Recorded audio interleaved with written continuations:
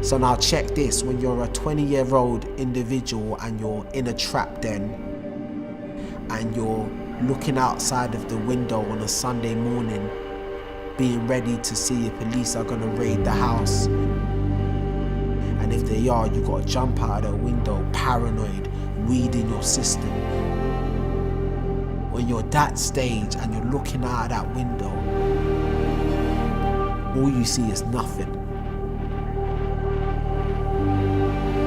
And that was me. I felt everything that I put on myself up till that stage has brought me to a place of feeling lost.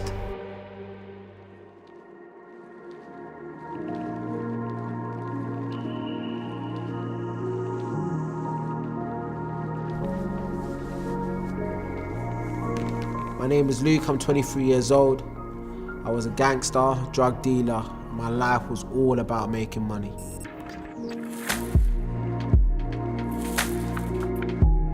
The root of all my challenges at school was birthed from my anger. So my anger led me to get kicked out of my first school, and then was eventually moved to like just a bad school. There was a lot of gang activity connected to the school and my brothers were involved in it. So I joined them and everything was already mapped out for me. I gotta walk the part, I gotta do what everyone expects me to. So at 15, I started selling cannabis weed. That led to me start dealing MD and ecstasy pills at spot raves at 16. I was 17 when I first got caught for selling drugs. I was arrested and I ran away from home. I went county lines for the first time. We call it OT, which stands for out there. You know, you go far away from home. I stayed there for 3 weeks, and then that's when I was introduced to crack cocaine and heroin. Yeah, so violence was a natural thing. You know, I remember going out so many times to the enemy's territory to attack. I myself had been stabbed 5 times on 3 different occasions. The second time I got stabbed was the worst. It was very traumatic, you know, stabbed 3 times, once in my arm and twice in my back. And I nearly died, man. And that stimulated a desire to never be in that situation again, to the stage that now I'm gonna be the one hurting people. And from that day at 17, I never stopped rolling with a knife again.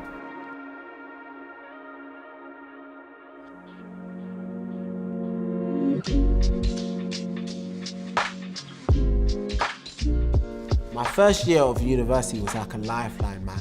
It's like everything prior to that I got away with, you know, the highs and the lows. I got to come into a space where I could use my academic skills while still doing everything else that I criminally was associated to.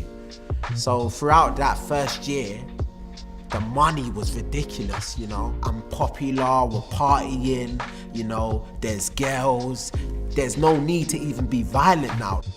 I remember finishing that first year with so much money and with so much hunger to make more.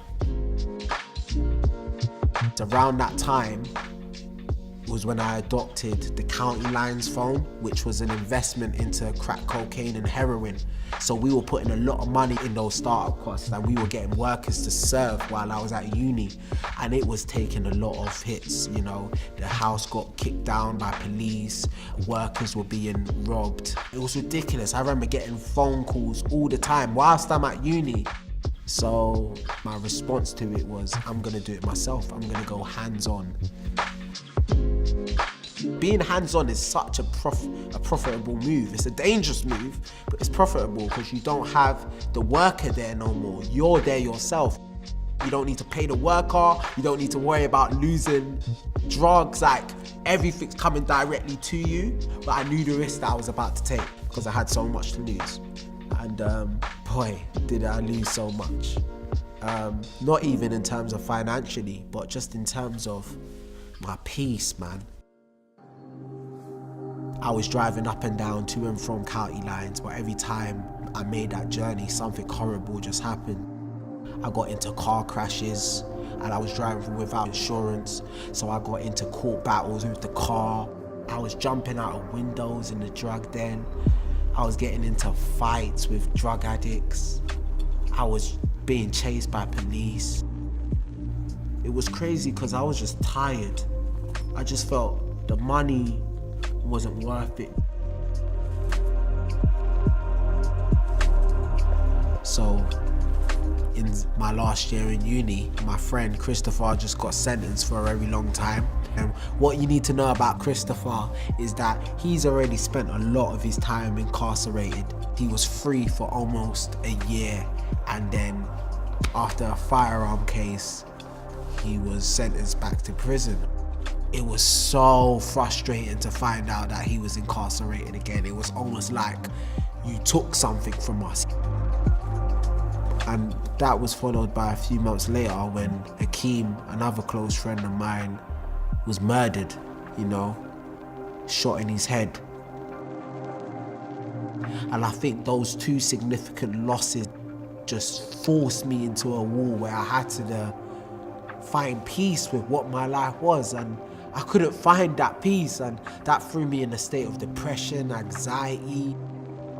I asked this fundamental question: what is life? And I did not have an answer.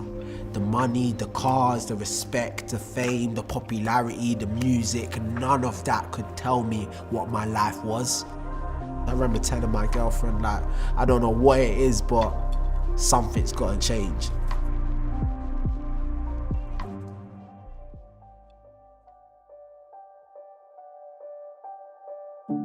A friend of mine who also knew Hakeem, he was my flatmate at uni. I don't know if he did it out of concern, but I remember one day he knocked on my door and he was just like, "What's that church saying down the road that you've gone one time in first year?" He's like, "I want to try it out. So, you want to come?" Yeah, we went. And I just remember there was beauty in the worship music, the good people, just a warm place of love. And that nostalgic feeling was amazing, so I kept coming back every Sunday. I didn't change my lifestyle per se. I was still doing the same things, still seeing women, still dealing drugs, still doing everything I was doing, but I kept going back. The fourth Sunday that I went to church, that's when everything changed. So there was a guest speaker that came that day, and when he spoke, it just felt like those words were for me. He started talking about, you people that come church on a Sunday just for that nostalgic feeling, but then you leave and then you go on to do everything else you want to do, in your week. God is calling you to 100% relationship. If you ain't doing it 100%, it's nothing. And the next thing I found myself, I was on my knees, man, at the altar, just crying out to God, saying, "Look, I want to have this relationship, but I know it's hard because everything in front of me is pulling me away from you." In that moment, I just felt the Lord saying that, let everything else go, and if I want this relationship, then everything else I'm doing no longer exists. You gotta let that thing go. That moment on my knees when I actually desired for God to move in my life, and accept Jesus, I had to follow what I heard, I had to follow what I felt, which was to let go of that lifestyle, man. And I did, man. I had to go home, remember being in a bin bag and just clearing out everything and anything I saw that correlated to that lifestyle, the Rizzlers, the tobacco, the weed, the drugs, the coke I was selling, the condoms, everything. I just cleared it out. I had a little spring clean. I knew what I had to do because I just kept getting reminded of this hole that I finally was filling with him. And it was a different kind of peace, man. I had my joy back. It was nuts. And I was thriving off it. It was my new drug. I was zealous, man. I was just happy to just be found and forgiven, man. Purpose is everything. You know, I'm a light in this world. I'm meant to shine, man. Through my voice, through my personality, my desires to just use it to make a positive change to this world. Bruv, Jesus is so good, man. Like, I am who I am because of him.